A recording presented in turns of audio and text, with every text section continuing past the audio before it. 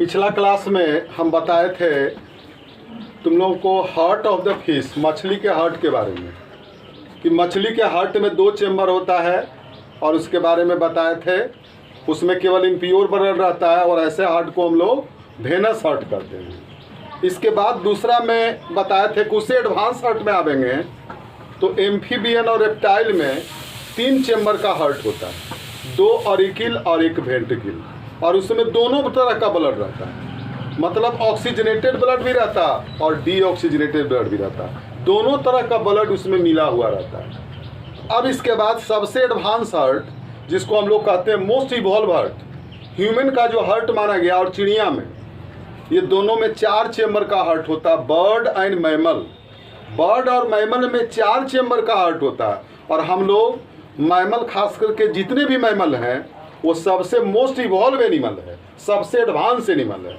तो मैमल के बारे में जाने तो हम लोगों में जो हार्ट होता है सबसे विकसित होता है, और हम लोग का हार्ट जो होता है वो 4 चेम्बर का बना हुआ रहता है, 4 चेम्बर का होता है।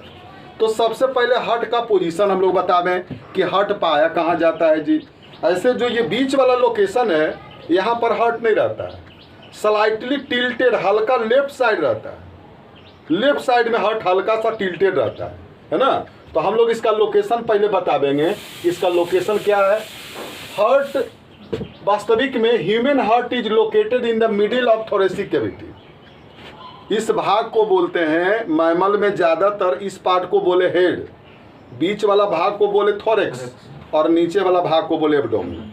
और इस थोरेक्स के अंदर जो कैविटी रहता है उसको बोला जाता है थोरेसिक कैविटी।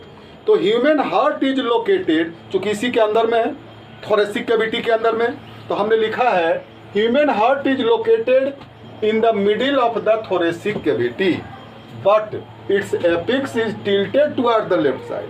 जो इसका एपेक्स रहेगा ऊपर वाला, वो हल्का सा टिल्टेड रहेगा। लेकिन हार्ट का स्ट्रक्चर अगर हम लोग देखते हैं बाहर से तो ये लगभग देखने में ट्रेंगुलर लगता है, लेकिन इसका स्ट्रक्चर जिस तरीके से अगर हम लोग मुट्ठी को बांधते हैं तो क्लिंच फिस्ट, इसको बोलते हैं क्लिंच फिस्ट। क्लिंच फिस्ट का मतलब हुआ बंधी हुई मुट्ठी के समान। हार्ट देखने में बाहर से क्लिंच फिस्ट के जैसा लगता है, एक बंधी हुई मुट्ठी के जैसा लगता है। मनुष्य का हार्ट का जो वजन होगा लगभग ये पर्सन टू पर्सन वेरिएबल है। मान लो जिस व्यक्ति का बॉडी वेट बहुत ज़्यादा है जी, 100 केजी है, 90 केजी है, 200 केजी है, तो उसका हार्ट का वजन भी ज़्यादा होगा। इसका मतलब यह वेट के अनुसार वेरिएबल है। अगर कोई कह देगा किसी का हार्ट बिल्कुल वजन फिक्स है तो बिल्कुल गलत है। मतलब ये हमारे बॉडी वेट का लगभग 0.43% होता है। पूरा बॉडी वेट का जितना बॉडी वेट तुम्हारा है और उसका 0.43% निकाल लो, वही तुम्हारा हार्ट का वजन होगा। एक औसत निकाला गया है। मनुष्य का हार्ट वास्तविक में अगर देखें तो हम लोग का हार्ट 4 चेम्बर का बना हुआ है। चूँकि ये 4 चेम्बर हमने बनाया है, इसको ध्यान देंगे। इस 4 चेम्बर हार्ट में ऊपर वाला जो 2 चेम्बर है, ये इधर वाला को हम लोग बोलेंगे, चूँकि हमारे लेफ्ट साइड पड़ता है। तो मान लो हम इस तरीके से खड़े हैं तो जो हमारे लेफ्ट साइड है वो तुम्हारे लिए राइट हो जाएगा, और जो हमारे लिए राइट साइड है वो तुम्हारे लिए लेफ्ट हो जाएगा ना। तो इसलिए जब भी फिगर बनाएंगे तो जस्ट उल्टा बनता है। इसका मतलब ये हमारे साइड लेफ्ट साइड पड़ता है तो ये हो गया राइट, दोनों राइट चेम्बर हो गया, और ये पड़ता है राइट साइड तो ये हो जाएगा लेफ्ट। क्यों? क्योंकि अगर हम ऐसे खड़े हैं तो ओरिजिनल में हमारा तो लेफ्ट साइड इधर है, लेकिन फिगर में तुम देखोगे तो तुमको तो लगेगा राइट साइड, लेकिन फिगर तो ऐसी बनाएंगे। तो इधर जो चेम्बर हो गया इसको बोलेंगे लेफ्ट ऑरिकिल, और इसी का दूसरा नाम है लेफ्ट एट्रियम। इसके बगल वाला जो चेम्बर है, चूंकि ये राइट ऑरिकिल या राइट एट्रियम, सॉरी, ये चूंकि ये लेफ्ट साइड है और लेफ्ट साइड है, लेफ्ट साइड वाला को जस्ट अपोजिट बोलेंगे। तो लेफ्ट साइड वाला इधर हो गया राइट ऑरिकिल, या इसी का नाम है राइट एट्रियम। और इधर वाला साइड देखोगे, इसको हम लोग बोलेंगे राइट वेंट्रिकल। और वेंट्रिकल का दूसरा नाम नहीं है, लेकिन ऑरिकिल का 2 नाम है। इसको बोलेंगे राइट ऑरिकिल, या इसी को एट्रियम भी बोलते हैं। इस साइड देखें, चूंकि हमारे राइट साइड में पड़ता है, इसलिए इसका जो नाम हो गया इसको बोलेंगे हम लोग लेफ्ट ऑरिकिल। या इसी को लेफ्ट एट्रियम बोलेंगे, और नीचे वाला चेम्बर को बोलेंगे लेफ्ट वेंट्रिकल। ठीक है। हमारे हार्ट के चारों बगल एक मेम्ब्रेन होता है, ये देख रहे हो बिल्कुल मेम्ब्रेन है। इस मेम्ब्रेन को हम लोग बोलते हैं पेरिकार्डियम। अब कहोगे कि पेरिकार्डियम का क्या रोल है जी? ये बाहर में एक झिल्ली की तरह रचना है जो हार्ट को चारों बगल से घेरे हुए रहते हैं, और ये हार्ट और बाहर वाला जो झिल्ली है दोनों के बीच में लिक्विड भरा हुआ रहता है, यही लिक्विड भरा हुआ रहता है। इस लिक्विड को बोलते हैं पेरिकार्डियल फ्लूइड।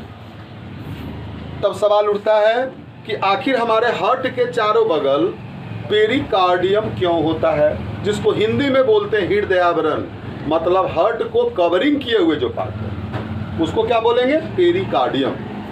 तो हार्ट का सबसे बाहरी भाग को बोलेंगे पेरिकार्डियम, और पेरिकार्डियम और हार्ट दोनों के बीच में एक लिक्विड भरा हुआ रहता है, उस लिक्विड को बोलते हैं पेरिकार्डियल फ्लूइड।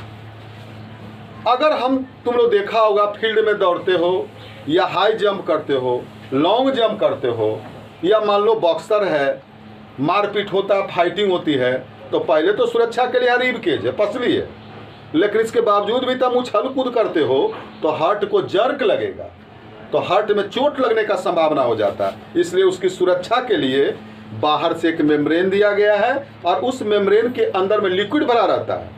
इससे क्या होता है कि हार्ट में किसी प्रकार का कोई चोट नहीं लगता, क्योंकि उसमें पानी भरा हुआ है, इसमें पानी भरा हुआ है, अब बाहर में एक मेम्ब्रेन है, इसलिए जब भी ये उछल कूद करता है कोई व्यक्ति तो उसके हार्ट में चोट लगने की संभावना बिल्कुल समाप्त हो जाती है, उसमें चोट नहीं लगता है। इसलिए पेरिकार्डियम और हार्ट दोनों के बीच में लिक्विड भरा हुआ रहता है। ठीक है। अब हम लोग आगे बढ़े थोड़ा। अब देखो ये हार्ट के ये राइट ऑरिकल है, ये राइट एट्रियम है ना। तो राइट ऑरिकल में पहले यहीं से हम स्टार्ट करते हैं। पूरे बॉडी पार्ट से जो अशुद्ध खून होता है, देख लो यहाँ पर, इसको बोलते हैं सुपीरियर वेना कावा, इसका नाम है सुपीरियर वेना कावा, इसका नाम है इन्फीरियर वेना कावा। तो सुपीरियर वेना कावा में जो अशुद्ध खून आता है, इसमें आता है इम्प्योर ब्लड, इसमें इम्प्योर ब्लड रहता है और इसमें भी इम्प्योर ब्लड रहता है, दोनों में इम्प्योर ब्लड रहता है, और इस तरफ दोनों तरफ प्योर ब्लड होता है, इधर भी प्योर ब्लड, आधा हार्ट में प्योर ब्लड और आधा हार्ट में इम्प्योर ब्लड। इसलिए हम लोग में डबल सर्कुलेटरी सिस्टम है, रेप्टाइल मैमल में और बर्ड में डबल सर्कुलेटरी सिस्टम है।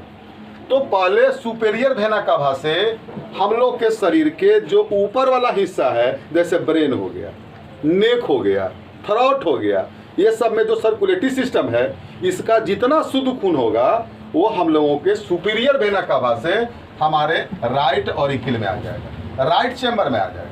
शरीर के ऊपरी भाग से देखो लिख दिए carry impure blood from upper part of the body, और अपर पार्ट में ब्रेन हो गया, यहाँ पर नेक हो गया, और यहाँ तक का जितना ऊपरी हिस्सा है, ऊपरी हिस्सा से जो इम्प्योर ब्लड आता है वह सुपीरियर वेना कावा आता है। इसके बाद आवे नीचे वाले भाग को बोलते हैं इन्फीरियर वेना कावा। इन्फीरियर वेना कावा हम लोग के शरीर के निचला हिस्सा से इम्प्योर ब्लड लाता है, मतलब हमारे शरीर के निचले भाग में जितना इम्प्योर ब्लड है, सारा इम्प्योर ब्लड को ढुलाई करके इन्फीरियर वेना कावा लाएगा, और inferior vena cava right auricle में ब्लड लाएगा। इसमें आ गया शुद्ध खून। अब यह क्या होगा, जब यह सिकुड़ेगा तो यह इम्प्योर ब्लड आ जाएगा वेंट्रिकल में। कौन सा वेंट्रिकल में? इस वेंट्रिकल को राइट वेंट्रिकल बोलेंगे। इस वेंट्रिकल में आ जाएगा अशुद्ध खून, और यहाँ पर एक भाल्व रहता है, एक छिद्र रहता है, वो गार्डेड रहता है ट्राइकस्पिड भाल्व के द्वारा।